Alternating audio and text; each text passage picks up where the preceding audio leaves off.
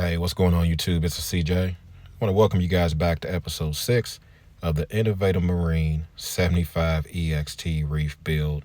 Now, if you're new to the channel, you just stumbled across this video randomly, by all means, go check out episodes 1 through 5. And if you enjoy it, hit the subscribe button, notification bell, and tap in, stay locked in for what's coming next, because this is pretty much my best build yet, and I'm excited for what's to come. So for this episode, we are going to focus on aquascaping with the Aquaforest AF Rock, and this is my favorite part of the build. Let's go. So before we jump too far ahead, I'm going to take a step back to all of my previous aquascapes for all of my tanks in the past, starting with the first system, the 37-gallon cube. This is my first saltwater tank, followed by the JBJ45. Interesting part, both of these tanks use Marco rocks, completely stacked, no epoxies, no cement.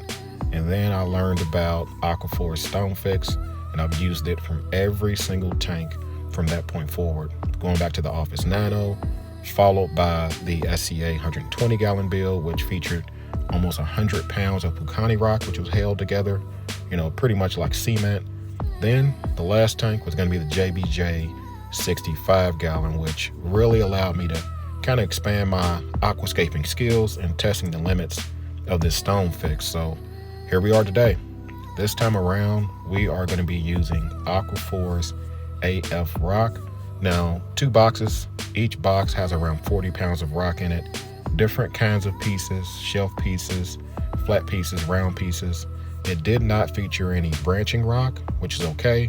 Trying to avoid the chicken foot situation we had in the JBJ 65. That's an insider for people who followed me long enough to know. But the main thing is this rock comes in dry, pest-free, already colored purple. So it's gonna get a good start to the tank and try to avoid that, white rock algae bloom situation. Now, this is gonna be the StoneFix. It's the first time I've seen it come in a package like this. It used to come in a bucket, but I got 2 packages of it, and a little goes a long way from my experience with using this. So what we're gonna do, we're gonna test the limits and see just what I can come up with for this time around on the tank. Now, this is my second time around using some kind of rock being shipped to me. Last tank, it was real reef rock, which was live, wet in the box, and there was some breakage of the branch rocks. This time, I decided to go with dry rock because I knew I was gonna need time outside of the tank to aquascape. I didn't want to risk killing off the rock like I did last time around.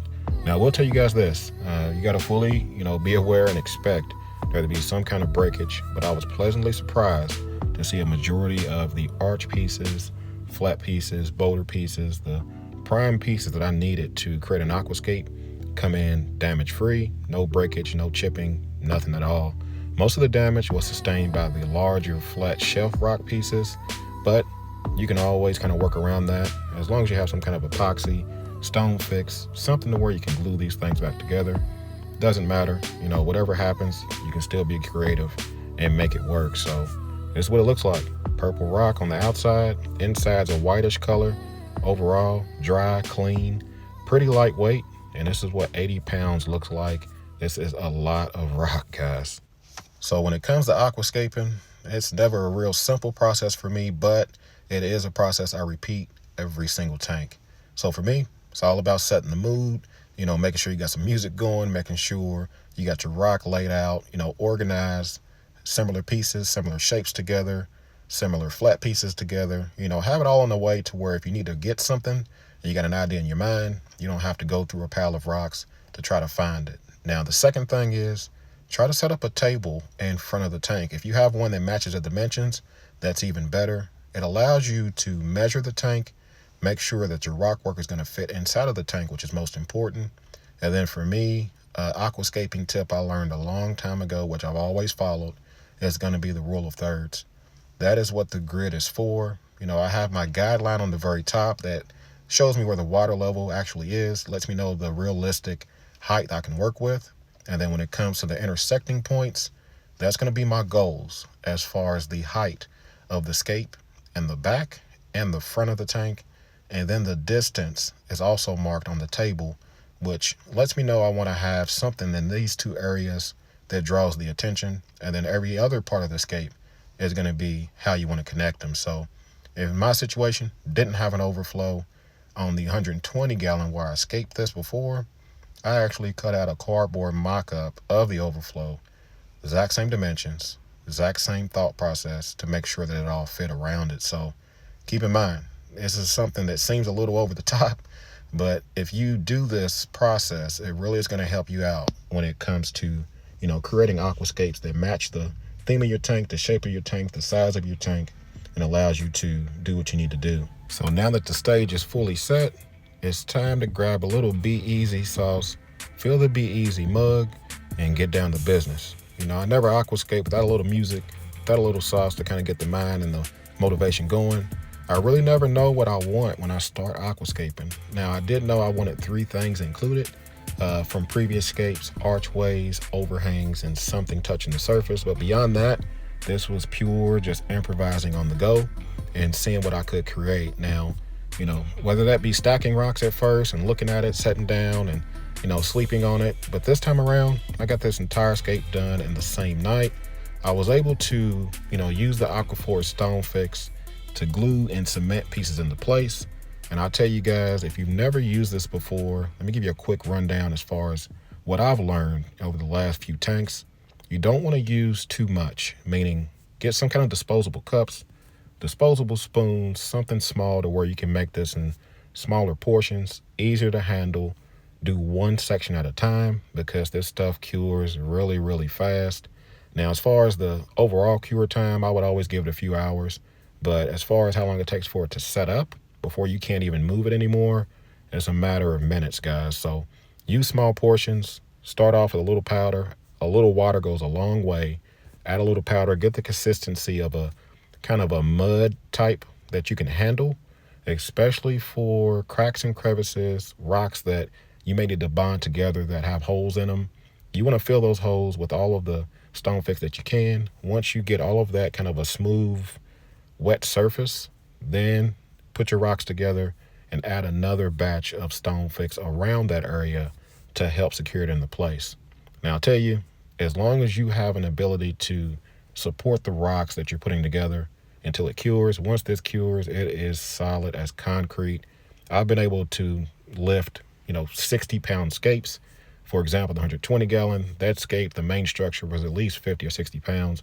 I could pick it up by the top rock and it would support the entire weight of it. So I had no doubt that as long as I could support each structure while it was curing, that I would be able to create whatever I wanted with this. So with that freedom in mind, I was able to do some special things, and we're going to take a look at the finished result at the end of the video. But I want to make sure I kind of share this process with you all in detail, because I know a lot of people are new in the hobby or may stumble across this video, don't want to assume that you already watched my previous aquascaping videos. So I'm putting it all in this one for you. So without further ado, we're going to turn on the time lapse because you guys don't want to watch me fingering this mud and the rock. So let's get to it. So if you find yourself watching this video thinking, hey, I want to make a floating aquascape, 2 biggest words of advice is going to be to pay attention to the angles of all the rocks that you're using. Dry fitting it is one thing, but trying to cement it and get it balanced and then putting it back together the same, total different thing. So I went through this a few different times, double checking it with my eyes, and then, building each structure up piece by piece, because it was very hard to find one piece that fit the entire arc that I wanted. So after you get this figured out, take your time, cement it into place, let it cure, build it up, double check your angles, support it for a couple of hours, and then eventually you'll be able to take it all apart and everything will be all good. Now, the last thing I want to add is going to be the Be Easy feet. That's right.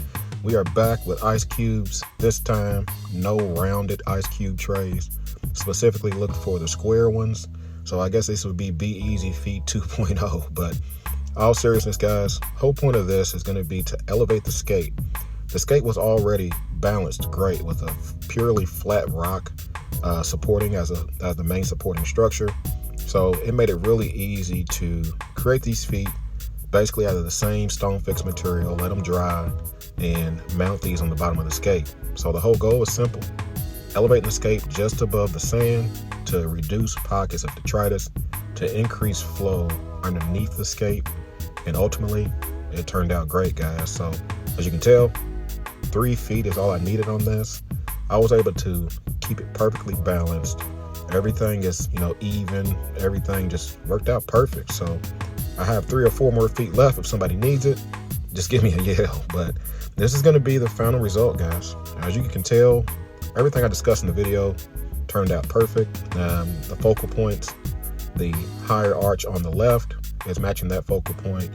The floating arch on the right is matching the focal point as far as the height and the placement and the depth of the tank as far as the distance from the back wall to the front. So this is my first attempt at creating a floating aquascape, and I didn't really know what it was going to look like. In my mind, I know what I wanted, but I did not expect it to turn out like this. So shout out to the Instagram gang that followed along with this in the live. They made some suggestions that I took on as far as floating different shelves and the entire scape. But I gotta tell you guys, it's turned out awesome. So if you are interested in recreating something like this, I say go for it. I think it's a modern scape. It matches what I've seen in the hobby a lot more over the last few years with me being absent. It seems like everyone's going more for the minimalistic type of aquascapes, especially with the new biomedias that you can have that will make up for the lack of rock. So this scape altogether, I say it probably weighed about 45 or 50 pounds. And instead of it being modular, this is one whole piece. So I'm really happy with how it turned out. Now, as far as mounting corals, this is going to be kind of a mixed situation. I did want to have a mixed reef, but there are obvious places for SPS corals on this scape. So we're going to see how it turns out. At the end of the day, it doesn't matter how great this build was outside of the tank. When it comes to what you put in the tank, that's going to be where, the magic happens. So that's going to be my focus. Now, when it comes to, the flow in the system, being able to get underneath the scape is going to be amazing. And there being no blockages as far as on the left or right side of the scape for the water to hit the glass and circle around is also a major plus. I've never had a scape this open with this much sand bed exposed, with this much, room for fish to swim. This is really totally different, and I'm still navigating this as far as how I really want this to turn out. So it's gonna be really interesting to see what happens. Now, the thing I do want to mention, something I was very conscious of, is going to be the space the scape has as far as the distance from the wall for tank maintenance. Can I get my arm in there? Can I get a scraper in there? Am I going to be able to, service the tank easily? Am I going to be able to have corals, have room to grow off the scape without hitting the glass?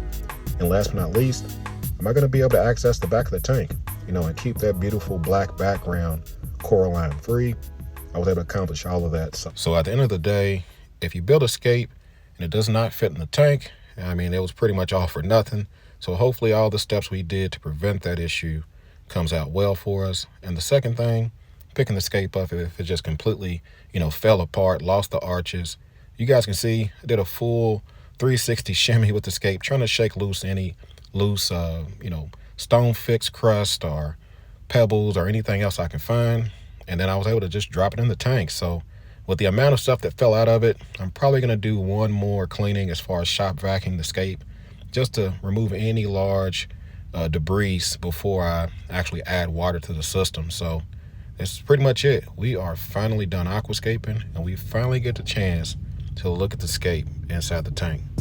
So we have finally arrived, guys. Roughly 3.5, almost 4 weeks of building the tank out. Starting from the bottom as far as plumbing the system, manifold issues, leak issues, troubleshooting those things out, hooking up the equipment, water management, figuring out the water change situation, creating the first ever Be Easy manifold closet water change system. There's been a lot of obstacles that I've had to overcome already, and we're just now adding rock to the tank. So I'll tell you, it's very humbling starting over in the hobby. Being out of the hobby for over 3 years, starting over with nothing, no equipment left over. I didn't keep anything, not even a fish net, and just kind of starting from scratch. Now, great news is this is probably build number 3 or 4 for me, actually 5. So I have a lot of experience with this portion of the hobby. And I was able to use that experience to try to properly plan and avoid any future issues that I've also experienced before. So I'm not an expert by any means, but I can't call myself a novice at this point. But I'm hopeful that, anyone following this build up until this point, you guys have been able to take little tidbits of information and make it your own, and hopefully help you along with your journey in the hobby, because we are still going. We got a long way to go. Now, one thing I do want to mention I didn't talk about earlier was going to be the flow. Now that the rock is in the tank, I can kind of visualize where I may have potential issues, where I may need to direct flow. Right now I'm thinking of a circular pattern around the back wall since it's so open, but we'll figure this out more, once we have water in the tank. The other thing I want to mention is going to be the sand bed. It is completely open. So accent pieces is something I've thought about. Instead of boulders, decided to use the shelf rock that I did not use on the Scape. I figured, why not a low profile, removable option to isolate cores I want to isolate. And then the great thing is, keep additional shelf rock in the sump, cycled, already ready with bacteria growing on it. So if I ever wanted to swap these out, just simply, pull it out of the tank, add another piece from the sump.